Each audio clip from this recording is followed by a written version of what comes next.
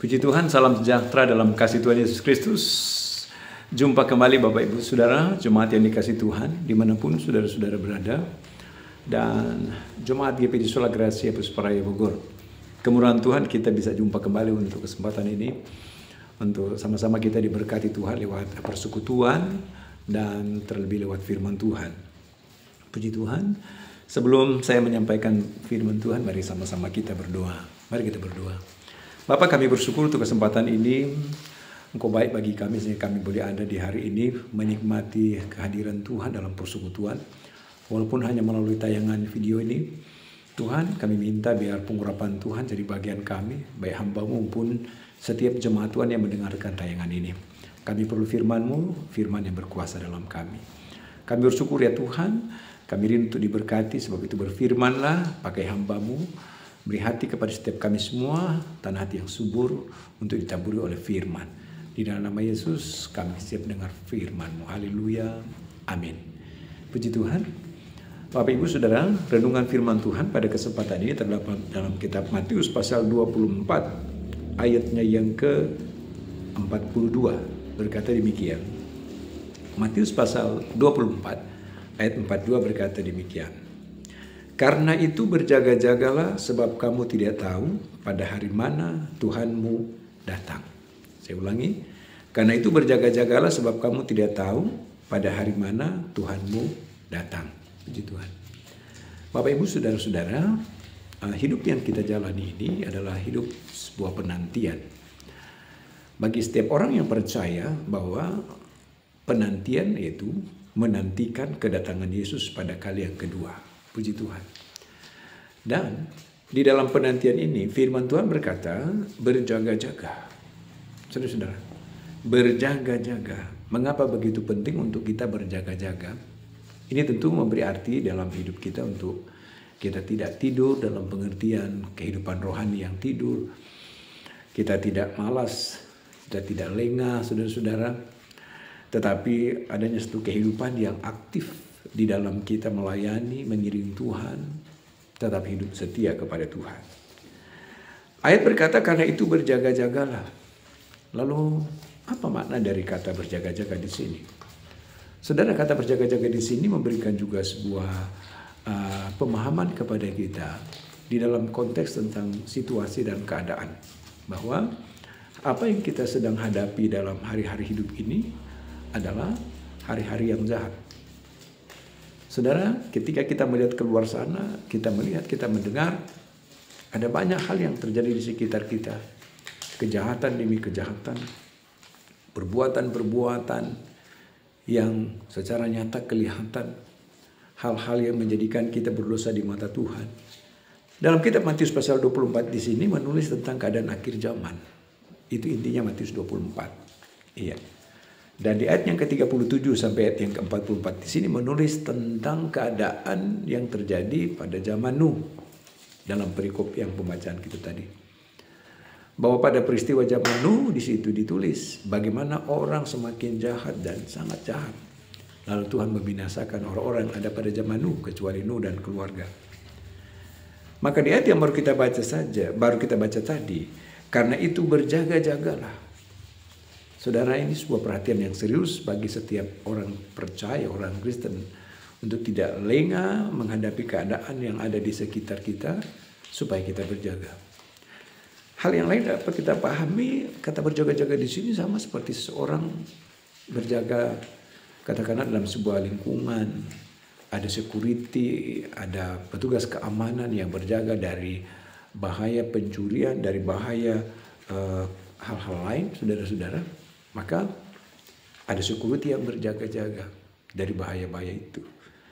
Saudara, dalam kehidupan kita juga pun tentu menjadi hal yang sangat penting supaya di dalam kita menjalani hari-hari kehidupan kita tidak terbawa oleh keadaan yang jahat untuk menjadikan kita jahat.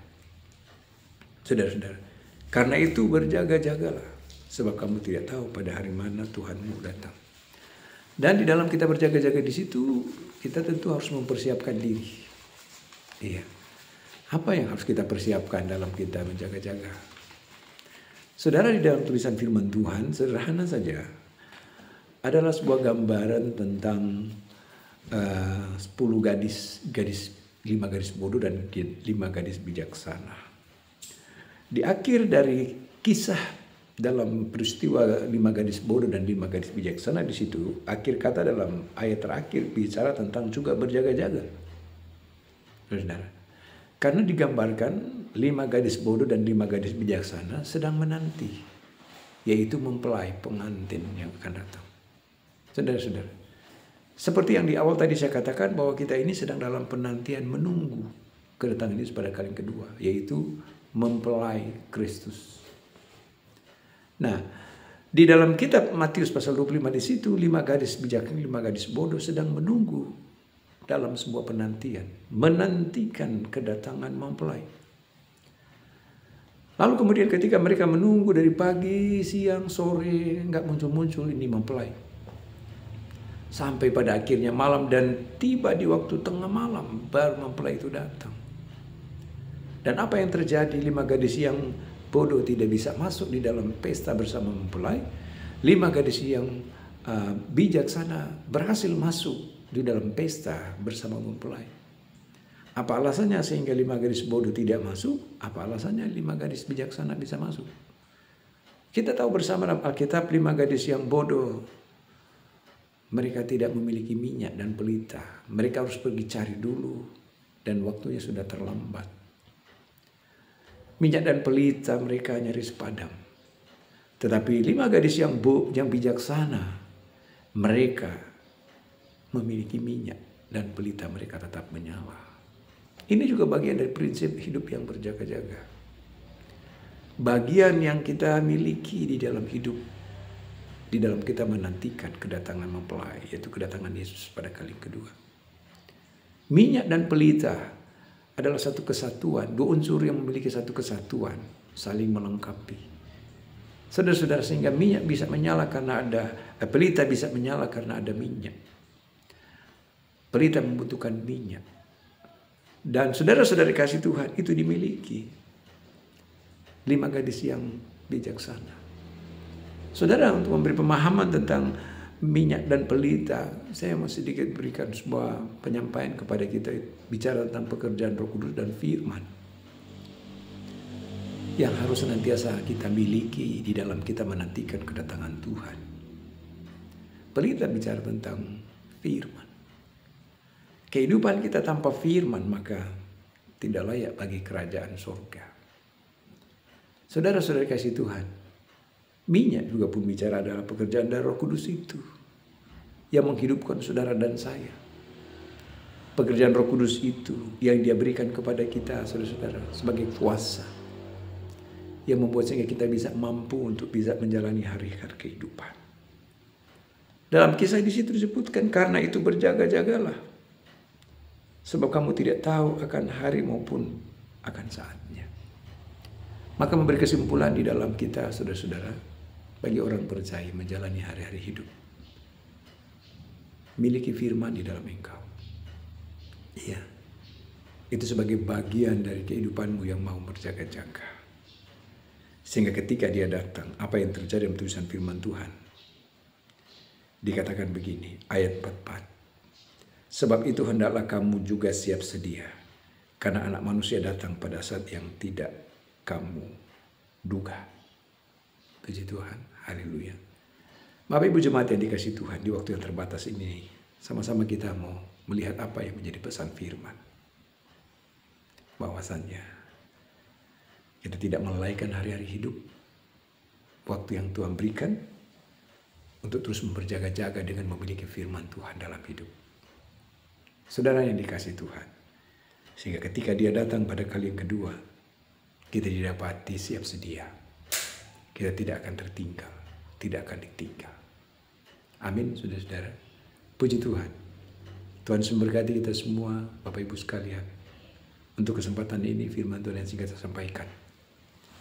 Kiranya Roh Kudus memeteraikan di dalam kita untuk terus berjaga-jaga, setia, sungguh-sungguh di dalam Tuhan, tetap terus menaruh harap dan menaruh percaya kepada Tuhan. Yesus yang kita yakini, yang akan datang pada kali yang kedua, Dia akan menjemput kita saleh-salehnya Dia akan menjemput saudara-saudara yang tetap setia, yang siap sedia. Amin. Mari kita berdoa. Bapa, kami bersyukur di waktu yang singkat ini pesan firman-Mu yang datang pada kami. Yang mengingatkan kami ada di akhir zaman. Oleh firman Tuhan mengajarkan kami agar kami tetap siap sedia, berjaga-jaga, sambil kami menantikan kedatangan-Mu Yesus pada kali yang kedua. Mampukan kami semua, kuatkan umat-Mu, agar kehidupan kami terus tetap tinggal dalam kasih karunia Tuhan. Kami menyadari ada banyak tantangan yang kami hadapi, tapi kami mau yakin bahwa Tuhan ada bersama dengan kami, bersama dengan jemaat Tuhan, agar kelak ketika Engkau datang, kami tidak tertinggal. Agar kelak ketika Engkau datang Yesus pada kali kedua, kami didapati siap sedia untuk masuk dalam pesta perjamuan kawin anak domba, yaitu berjumpa dengan Kau Yesus Kristus sebagai Tuhan dan Juru Selamat. Tuhan lihat amat-Mu, anak-Mu, Tuhan melihat kami semua. Hari ini Tuhan tilik setiap semua kami. Patrikan firman itu dalam hati dan pikiran kami. Dan firman Tuhan itu berbuat untuk mempermuliakan nama Tuhan. Dalam nama Yesus Kristus kami bersyukur buat firman-Mu. Haleluya. Amin. Tuhan Yesus memberkati kita semua. Selamat hari Minggu Bapak Ibu Saudara dikasih Tuhan.